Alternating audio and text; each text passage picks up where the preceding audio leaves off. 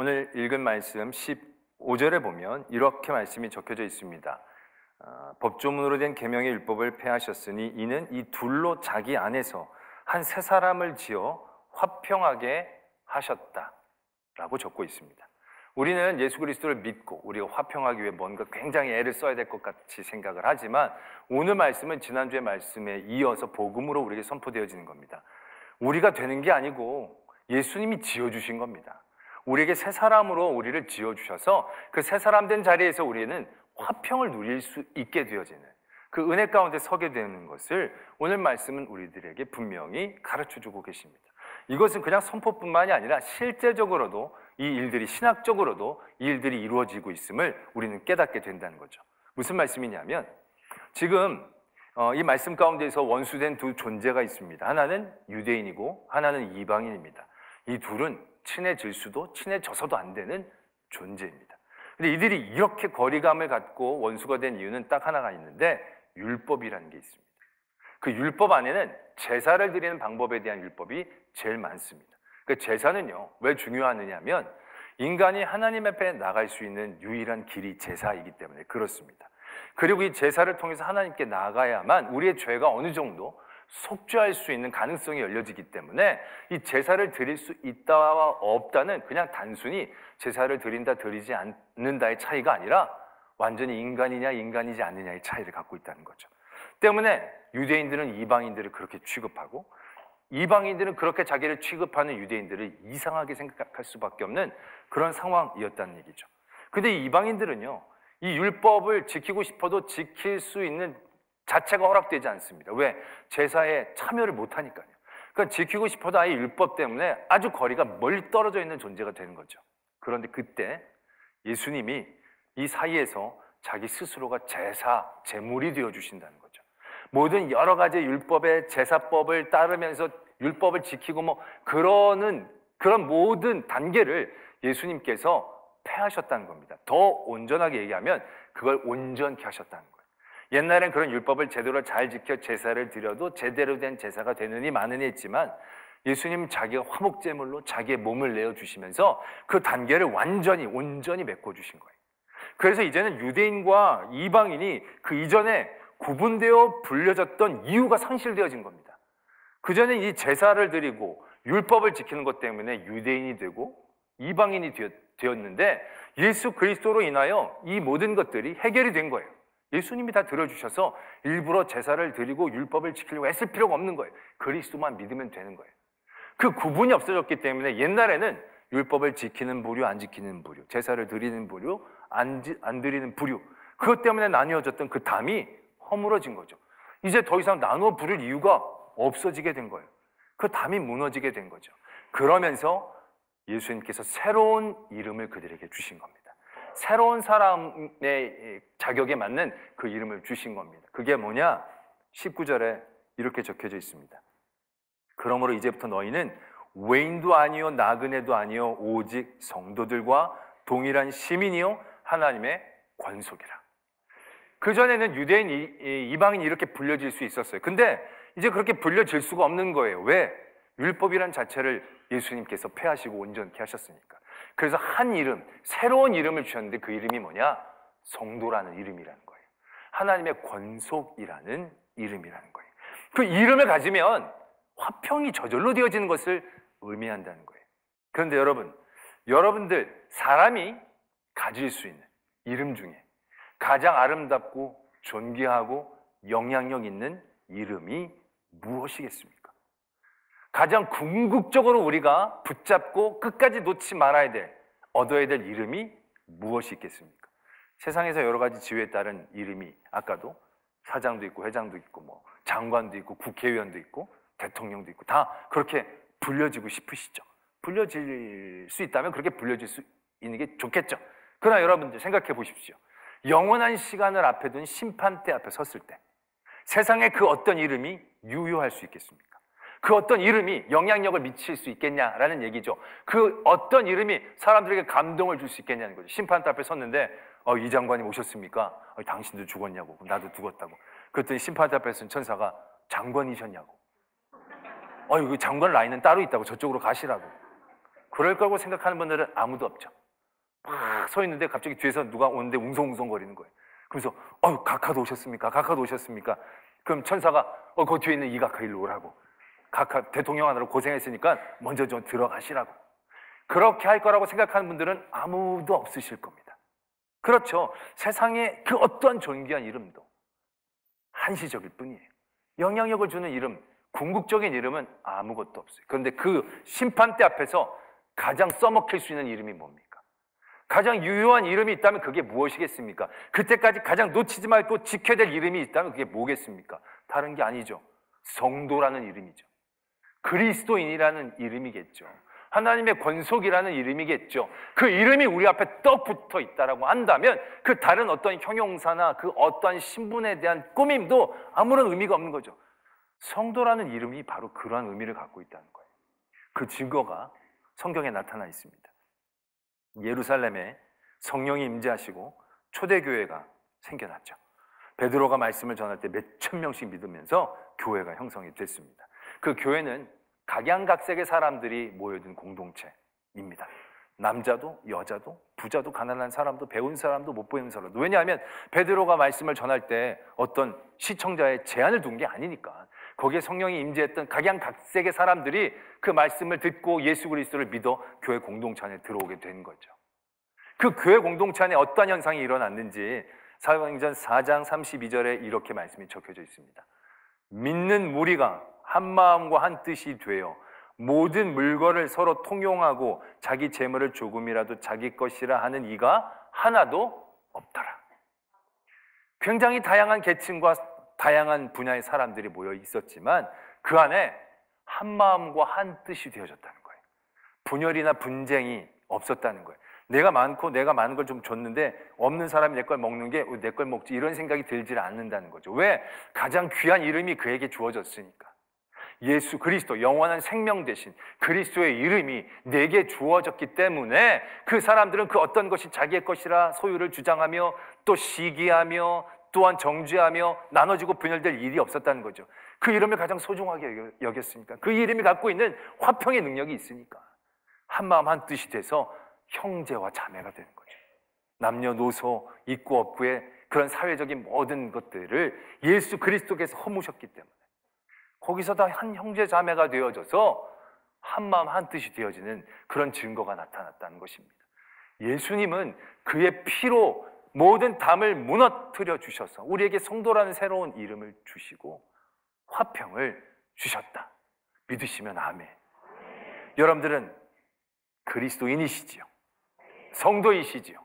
하나님의 권속이시지요. 그래서 화평하시지요. 진짜입니까? 성도고 그리스도인이고 내가 하나님의 권속인 그런 이름을 내가 갖긴 가졌는데 희한하게 화평이 그렇게 많지는 않은 것 같단 말이죠. 이게 왜 그렇게 될까? 말씀에서 그 이유를 또한 우리 가르쳐주고 계십니다.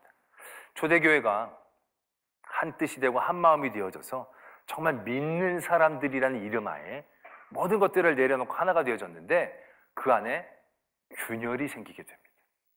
어떻게 균열이 생기게 되어졌냐면 그 안에 이제 공궤를 받는 과부들이 있었습니다. 그 당시 과부들은 생활력이 있기가 어려웠기 때문에 늘 도움을 받아야 되는 사람들이었어요. 그래서 사람들이 이렇게 나눈 것들을 그들에게 이제 나누어주는 일들이 있었다는 얘기죠. 근데 이제 나눠주다 보니까 물건이 늘 많은 게 아니니까 나눠지다가 끊어지는 경우들이 생기는 거죠. 받은 사람과 못 받은 사람들이 생기게 된 겁니다. 그런데 그냥 내가 오늘 못 받았구나, 오늘은 줄을 늦게 서서 못 받았구나, 뭐 이렇게 생각하면 좋은데 사람들 사이에 성도 앞에 또 다른 이름이 붙여지게 된 거예요. 왜? 받은 사람, 못 받은 사람들이 자기네들을 쭉 보니까 못 받은 성도들의 공통점이 생기게 되는 거예요. 바로 뭐냐면 헬라 지역에서 온 기독교인들이라는 거예요. 헬라파 기독교인들이 공개에서 자꾸 밀리게 되는 점들이 눈에 보이기 시작했다는 거예요. 그들이 얘기하기 시작한 거죠. 야, 우리 헬라 지역에서 온 사람들만 못 받더라. 헬라 지역에서 온 사람들만, 헬라 지역에서 온 기독교인들이, 기독교 과부들이 못 받는데더라. 이런 얘기들이 들려지게 된 거예요. 그래서 성경은 어떻게 적고 있느냐? 헬라파 과부들이 공교에서 빠지게 되므로 히브리파 성도들을 원망했다.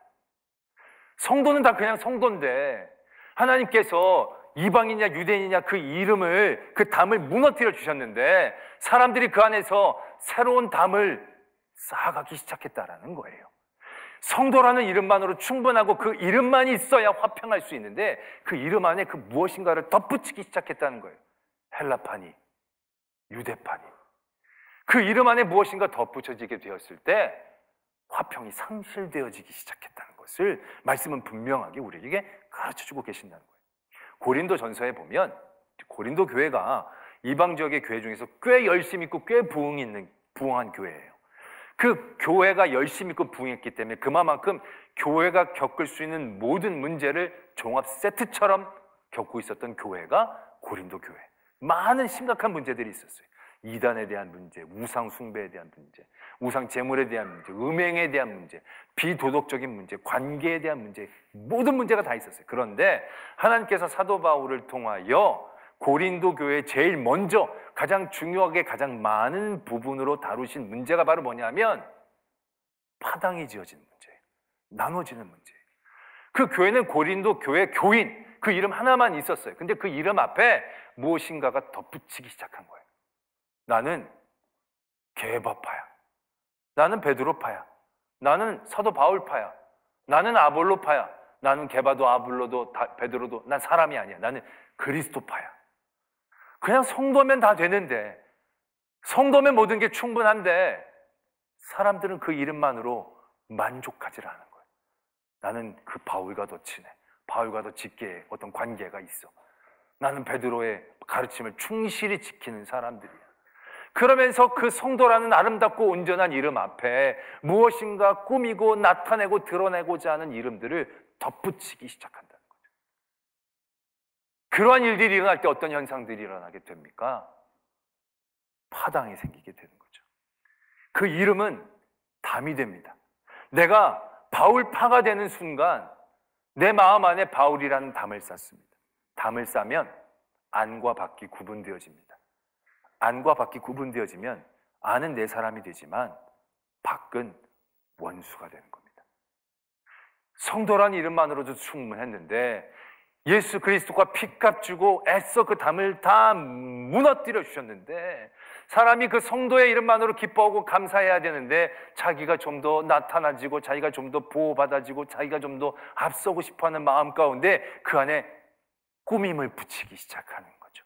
그것이 담이 되고 그 담은 다른 이와 나를 나누고 원수가 되어서 관계가 불편해지는 일들을 만들어내게 된다는 것을 말씀은 분명히 우리에게 경고하고 계신다는 겁니다. 성도라는, 권속이라는, 자녀라는 이 화평의 이름을 주셨건만 우리가 화평을 누리지 못할 때 우리 안에 담이 있지 않은지 살펴봐야 된다는 거죠. 또 한 가지의 모습이 있습니다. 사도행전 15장에 보면 처음으로 교회 회의가 모입니다. 예루살렘에서 교회 회의가 모이는 건데 회의가 모인 걸 보면 문제가 생긴 거죠. 어떤 문제가 생겼냐면 이제 이방 지역의 교회들이 부흥을 했는데 그중에 안디옥 교회가 굉장히 부흥을 하게 됩니다. 그래서 유대 지역에 있는 기독교인들, 유대교 출신 기독교인들이 이제 그 지역으로 내려오죠. 부흥했다고 하니까 한번 보려고 온 겁니다. 와서 봤는데 뭔가 성에 차지 않는 거예요. 왜냐하면 자기들은 율법에서 자라서 율법으로 살면서 거룩하고 구약부터 하나님의 말씀을 잘 지키면서 그 다음에 거기에다가 예수 그리스도의 복음까지 받았는데 이 사람들은 사는 게 아주 개판처럼 보이거든요. 아주 세상에 막 물들어 사는 것처럼 보이거든요. 아주 더럽고 거룩하지 못한 것처럼 그들이 보이거든요. 그들이 그걸 못 견뎌하는 겁니다. 이렇게 믿으면 안 되는 건데 예수 그리스도의 복음이 아무리 이런 사람들에게 임한다 할지라도 이게 온전하려면 뭔가 더 필요할 것 같은데 그러면서 그들이 뭐라고 가르치냐면 여러분 이렇게 믿어서는 제대로 믿는 거 아닙니다. 다 세상을 끊고 율법을 지켜야 됩니다. 할례를 받아야 됩니다. 이렇게 가르치기 시작한 거죠. 자기들은 태어난 지 7일 안에 할례를 받습니다. 유대인들은. 아픈지 기억하지 못하죠. 그것이 얼마나 힘든 과정인지 그들은 몰라요. 그런데 다 큰 이방인 그리스도인들에게 할례를 하라고 얘기하니 그게 얼마나 그들에게 부담이 됩니까? 근데 이게 또 미혹이 되기도 하는 거예요. 왜? 그들도 그리스도의 복음으로 성도가 됐는데 보다 더 완전해지기를 원하는 거예요. 저보다 더 구원의 확신이 있으려면 뭘 더 했으면 하는 바람들이 그 안에 쓴뿌리처럼 자라는 거예요. 그 율법을 지켜볼까? 나도 할례를 받아볼까? 그럼 더 온전한 성도가 된 것처럼 얘기할 수 있겠지? 라고 생각하기 시작한 거예요. 그래서 그걸 보고 안타까워서 이방 지역의 사도들이 회의를 요청을 했어요. 그래서 회의가 모였어요. 회의도 굉장히 열띠게, 그래도 율법을 지켜야지. 하나님이 주신 법인데 하나님의 아들을 믿는 우리들이 그거 제대로 지켜야지. 그런 의견도 적지 않았던 것 같아요. 그때 하나님은 베드로 사도를 통해 이렇게 증언하게 하십니다. 15장 8절에서부터 말씀이 베드로 사도가 이렇게 증언합니다. 또 마음을 아시는 하나님이 우리에게와 같이 그들에게도 성령을 주어 증언하시고 믿음으로 그들의 마음을 깨끗이 하사 그들이나 우리나 차별하지 아니하셨느니라. 그런데 지금 너희가 어찌하여 하나님을 시험하여 우리 조상과 우리도 능히 매지 못하던 멍에를 제자들의 목에 두려느냐. 그러나 우리는 그들이 우리와 동일하게 주 예수의 은혜로 구원받는 줄을 믿노라 하니라. 예수님께서 그 율법을 온전히 지키지도 못하면서 율법을 붙잡고 있는 그들 때문에 피를 흘려 그 율법을 폐해 주셨어요. 온전케 해주셨어요. 그래, 그 율법을 통하지 않고도 구원의 길을 얻은 거예요. 그런데 구원의 길을 쓴 사람들이 그 안에 자기 스스로 법을 하나 둘씩 더 만들어가기 시작하는 거예요. 이렇게 해야 더 옳은 성도가 되는 거지, 이렇게 믿어야 더 잘 믿는 것이 되겠지, 이러한 것 하나 둘씩을 자기가 더 쌓아가면서 어떤 현상이 일어나느냐. 원래 율법도 하나님을 잘 믿고 이웃을 사랑하는 법을 하나님이 가르쳐 주신 거예요. 근데 율법이 어떻게 전락합니까? 자기가 교만해지고 다른 사람을 정죄하는 도구로 전락하는 거예요. 그래서 하나님이 예수 그리스도를 통하여 그 율법을 온전케 하신 거예요. 그래서 우리에게 성도라는 새 이름을 주셔서 그 모든 담을 허시고 정죄와 교만의 도구에 매이지 않게 모든 사람과 화평할 수 있는 자리를 우리에게 주셨는데, 우리는 그 자리에서 우리 스스로가 법을 하나둘씩 또 만들어가기 시작하는 거예요. 그리고 그 법으로 다른 사람의 등급을 만드는 거죠. 온전한 교인, 부족한 교인, 괜찮은 교인, 별로 안 괜찮은 교인, 이렇게 나누기 시작한다는 겁니다. 그런데 여러분, 세상은 사람을 등급질 수 있어요. 세상은 사람들을 줄 세울 수 있어요. 왜? 세상에는 기준이 있으니까요. 세상은 서열을 매기려면 매길 수 있어요. 어렵지 않아요. 그런데 믿음은 등급을 어떻게 매깁니까? 성도의 등급은 무슨 기준으로 매기는 겁니까? 오래 다니면 A급 성도입니까? 그럼 오래만 다닌다고 다 되는 건 아니겠죠. 40년 이상, 50년 이상이라던가 40년, 50년 그 다가 아니겠죠. 40년 이상 다니는 성도로서 매년 2번 이상 결석하지 않은 자, A등급. 40년 이상 출석했지만 1년에 10번 이상 결석한 자나 30년 출석을 했지만 결석을 안 한, 뭐 이런 식으로 등급이 매겨지겠습니까? 1년에 5천 이상 헌금을 한 자 A등급, 4천 B등급, 등급이 나눠지겠습니까? 예수님께서 했던 비유 중에 포도원 일꾼에 대한 비유가 있습니다. 아침 일찍 와서 일한 일꾼들. 그런데 다 해지기 직전에 일꾼을 데려왔는데 그 일꾼에게 일당을 주는데 나중에 보니까 제일 먼저 온 일꾼에게도 똑같은 일당을 주는 거예요. 그러니까 불만이 생길 수밖에 없죠. 그들이 얘기합니다. 우리는 아침부터 와서 노력했고 이 사람들은 지금 방금 왔는데 급의 차이가 있지 않습니까? 근데 그때 주인이 뭐라고 얘기합니까? 한마디로 이거거든요. 내 마음이야. 내 마음이야. 하나님 마음이에요. 주실 분의 마음인 거예요. 받을 사람이 무언가를 등급을 만들고 격을 만들어 봐야 아무 소용이 없어요. 그것을 기대하고 그것을 정죄해봐야 아무런 의미와 아무런 가치가 없어요. 많이 헌금을 내면 좋은 성도고 적게 헌금을 내면 안 좋은 성도입니까? 아니에요. 예수님은 적게 낸 성도를 기뻐하시고 많이 낸 성도들을 정죄했어요. 뜨겁게 기도한 사람을 인정하지 않으시고 숨어 기도하는 이의 기도에 귀를 기울여 주셨어요. 우리가 생각하는 기준과는 완전히 다르죠. 어떻게 그런 일들이 생겨나게 된 겁니까? 기준이 세상적인 기준이 아니거든요. 하나님만이 갖고 계시는 그 기준이 있는 거예요. 그러나 그럼에도 불구하고 우리는 우리 안에 나도 모르게 알게 모르게 그 기준들을 하나 둘씩 계속 만들어내는 거예요. 그러면서 그 기준으로 내 안에 교인들의 등급을 나누는 거예요.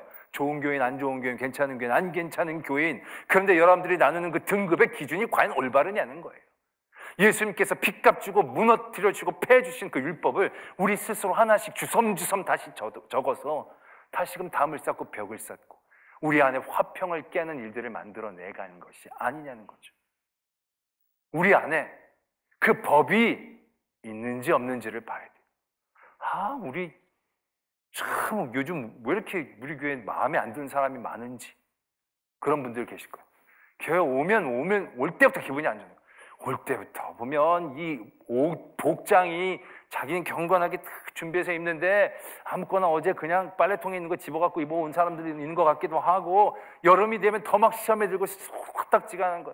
앉아서 예배를 드리면 이게 더 힘든 거예요. 왜? 자기는 예배 5분 전에서 기도를 준비를 딱 하는데 이게 예배 시간이 뭔지 모르게 아무 때나 사람이 들어오는 거야. 미치겠는 거야. 아니 저게 저대로더니 성도가 맞냐는 거야.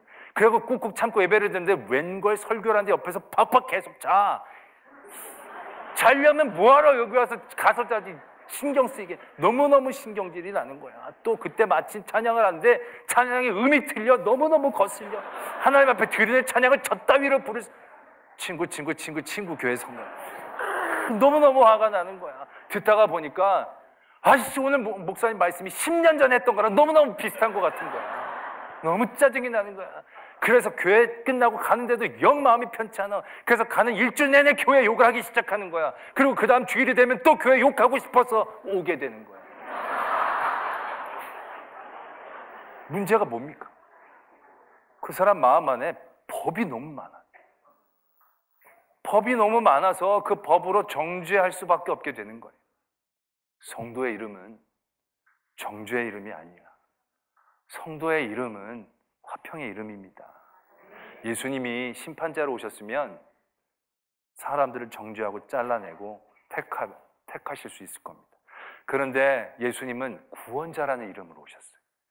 그래서 그 눈에는 악한 자, 병든 자, 모자란 자, 이런 모든 것들이 그에게는 구원해야 돼, 치료해야 돼, 변화시켜야 돼, 고쳐야 될 사람으로 보여지게 되는 거예요. 그래서 예수님의 마음이 평화로우셨던 거예요. 우리의 성도의 이름이요, 바로 그러한 이름입니다. 성도는 연약한 자를 붙잡아주는 이름이에요. 성도는 병든 자를 고쳐주기 위해 기도하는 자예요. 성도는 악한 자를 불쌍히 여기는 이름이에요. 성도는 악한 자를 정죄하고 연약한 자를 잘라내고 병든 자를 내팽개치는 이름이 아니에요. 그런데 그 안에 그 법이 하나둘씩 생기는 거예요. 그 법이 스스로를 괴롭히는 거예요. 교회 오는데 단정하게 입지 않으면 나쁜 거야. 법이 생기면 모든 게 눈에 거슬리는 거예요. 성도가 그게 아니라 정말 이상하게 입고 오는데 너무 놀라운 거죠. 저렇게 입고 교회 마음이 있다는 게 얼마나 대단한가 생각이 드는 거예요. 막 늦어서 들어온 사람 예배 시간 제대로 이게 아니라 야, 저렇게 늦는데도 그래도 포기하지 않고 오는 게 대단하다. 맨날 자는데도 이 사람 집에서 안 자고 교회에서 자는 게 대단하다. 목사님이 설교가 별로 아니라도 야, 저 설교로 맨날 용기 있게 서는 저 용기와 대담함이 가상하다. 찬양 때 난 저렇게 찬양하면 다음 주부터 교회 못 나올 텐데 그래도 그 다음 주에도 또 나오고 또 나오는 참 대단하다. 그런 화평의 마음을 갖게 되어진다면 주님이 주신 온전한 은혜를 누릴 수가 있게 된다는 것입니다. 그런데 원수가 많고 대적이 많아요. 눈에 거슬리고 너무 부족한 사람이 많아요.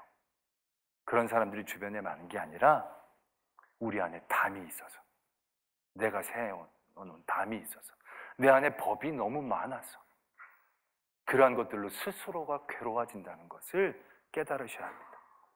성도라는 이름은요, 화평의 능력이 있습니다. 성도라는 이름은요, 궁극적인 은혜를 누릴 수 있는 힘이 있는 겁니다. 그래서 여러분들이 그러고 힘든 어려운 자리에서요, 그 성도라는 이름을 붙잡으실 수 있어야 합니다. 가장 심각한 원수들은 늘 집안에 있지 않습니까? 남편이, 아내가, 자녀가, 형제와 자매가 원수가 될 때가 많이 있습니다. 그러한 어려운 상황 가운데서 화평을 얻으시려면요, 성도라는 이름만 붙잡으셔야 합니다. 내가 아내라는 이름, 남편이라는 이름, 형제라는 자매라는 이름 안에 또 다른 욕구가 있는데 남편이 아내라 아내가 남편을 용서하기 어려워요. 그런데 성도는 원수를 용서할 수 있어요. 하나님이 우리에게 주신 은혜가 있기 때문에. 그래서 성도라는 이름은 가장 궁극적인 화평의 이름입니다. 여러분들 성도라는 이름 앞에 지역이나 혈연이나 사회적 지위를 붙이지 마세요. 그것으로 여러분들을 더 나타내려고 하지 마세요. 성도라는 이름 안에 여러분들 스스로의 율법을 세우지 마세요. 율법은 폐하여졌어요. 우리 안에 예수 그리스도만 있어야 된다는 거죠. 그러할 때 오늘 말씀이 우리에게 선포해 주셨듯이 새 사람을 지어 주신 화평을 온전히 누리는 성도 될 줄로 믿습니다.